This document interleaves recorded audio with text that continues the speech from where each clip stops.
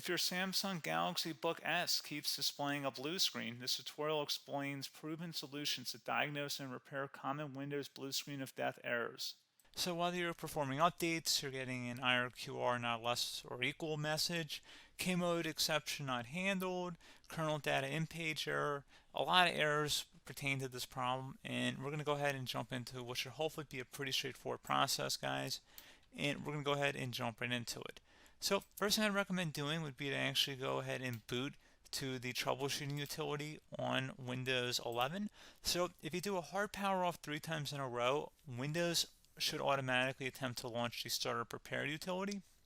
And if it doesn't find anything, it will give you the option to select advanced settings, in which case it will take you to a screen that looks like this.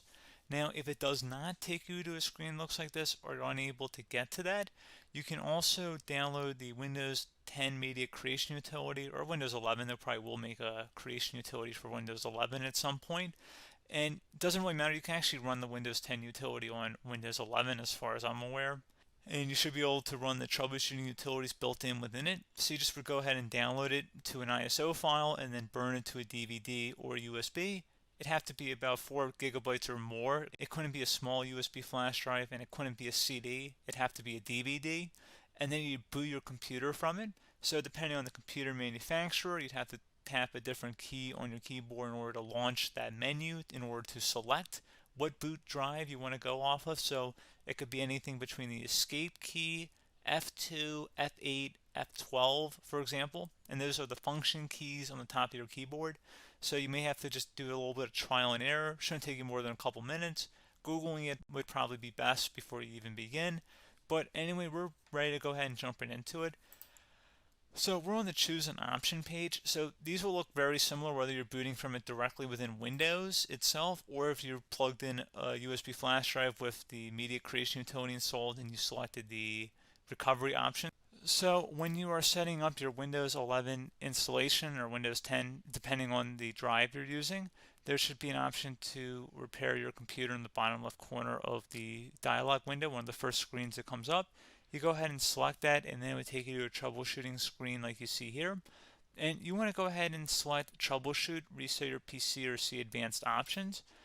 And then there are going to be a whole bunch of options in here that we're going to explore in today's video. The first one, we're going to actually go underneath advanced options and then select startup repair, fix problems that keep Windows from loading. So go ahead and select that first.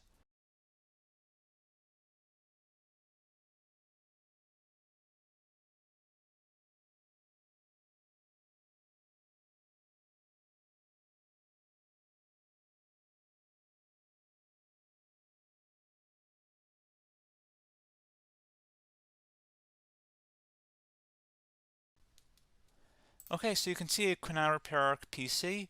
That was our first option we could try.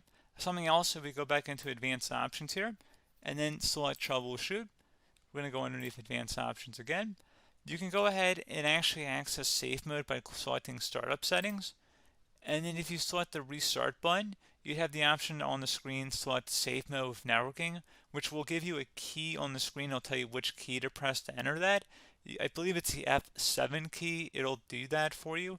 I'm not going to go over that in today's tutorial because I don't really want to go into safe mode, but you're more than welcome to attempt that by going into here and then selecting restart. Again, it'll launch another screen. It'll say what key do you want to press, and it'll give you like 7 or 8 different options, and you want to select safe mode with networking.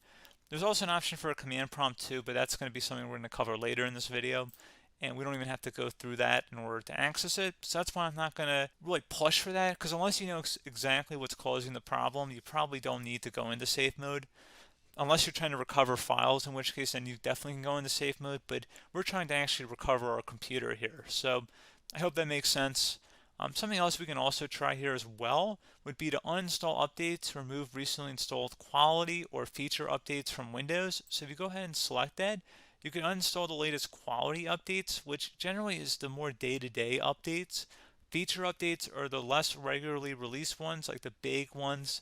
I would equate it to service packs in like Windows 7 and Windows Vista and Windows XP. So larger updates that occur once or twice a year at most. And the quality updates are more just a regular update. So probably obviously depend. It'll take longer if you're going to try and uninstall the latest feature update versus quality update, and maybe you don't need to go back that far. So just giving you guys a couple of pointers with that. Something else you can also look at here, and we're going to jump into the command prompt in a little bit, but you can select System Restore, which will use a restore point recorded on your PC to restore Windows. And this is something I would highly recommend here, guys. So select Next.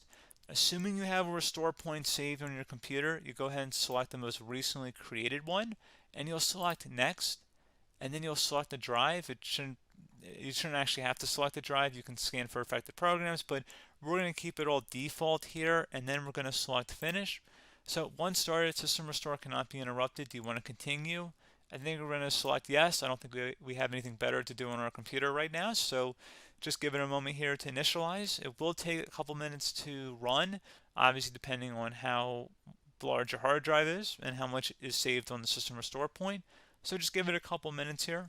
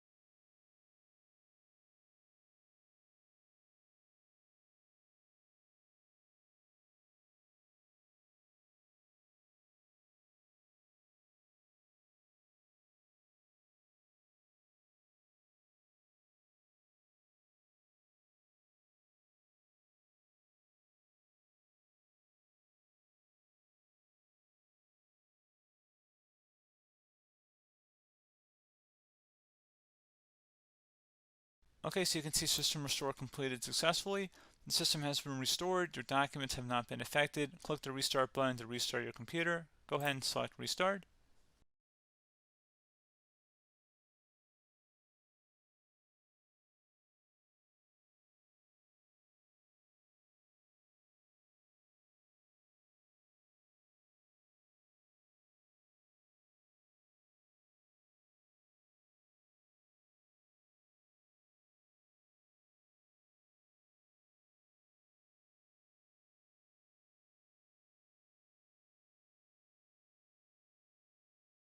Okay, so you can see the system has been restored successfully.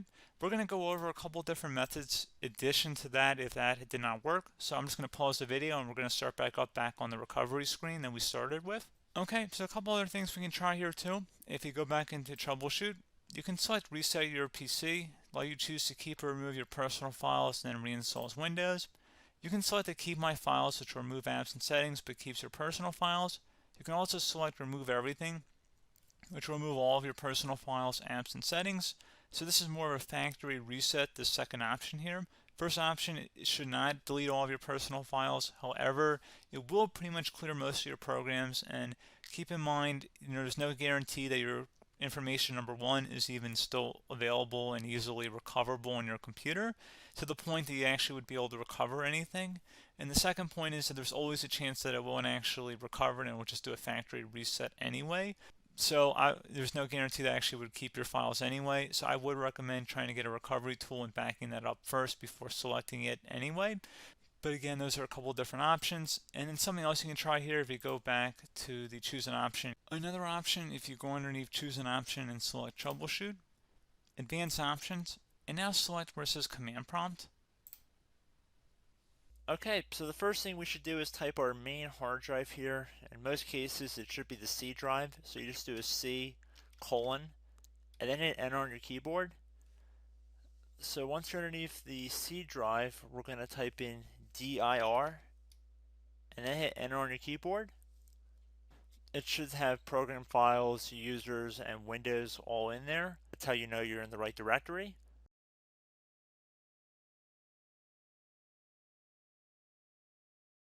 In some cases, it might be the D drive as well, so just keep that in mind.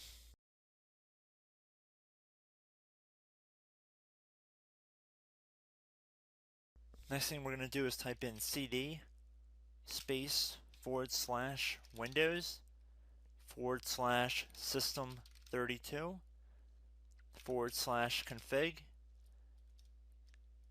and then you're going to hit enter on your keyboard.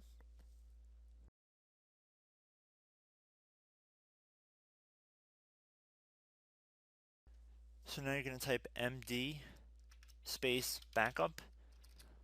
If you've seen other tutorials, it might also say to put down md backup. That's because the backup name is pretty common when you want to back something up. So you can name this whatever you want, doesn't have to be backup. So if you've already made a backup folder in the past, you could do backup 1, for example. So once you're done setting the name you want the backup to be called, hit enter on your keyboard again.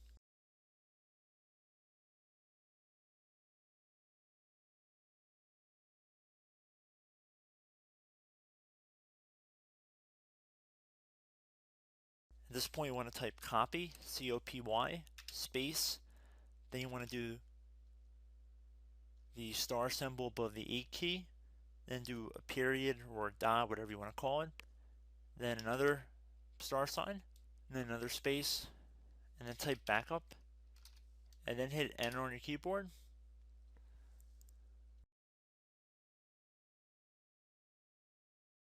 Now you want to type cd reg back, R-E-G-B-A-C-K,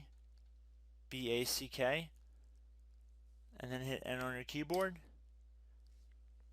So now that we are under the reg back, so now you want to type dir again, and then hit enter.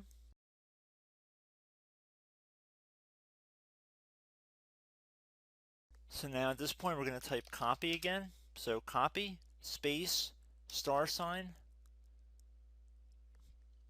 dot, another star sign, space, and then 2 dots. So we're going to type copy, space, star sign, dot, sign, star sign,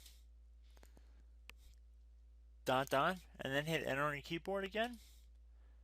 So for overwrite, you want to overwrite all. So type A on your keyboard, so capital A, and then hit enter on your keyboard.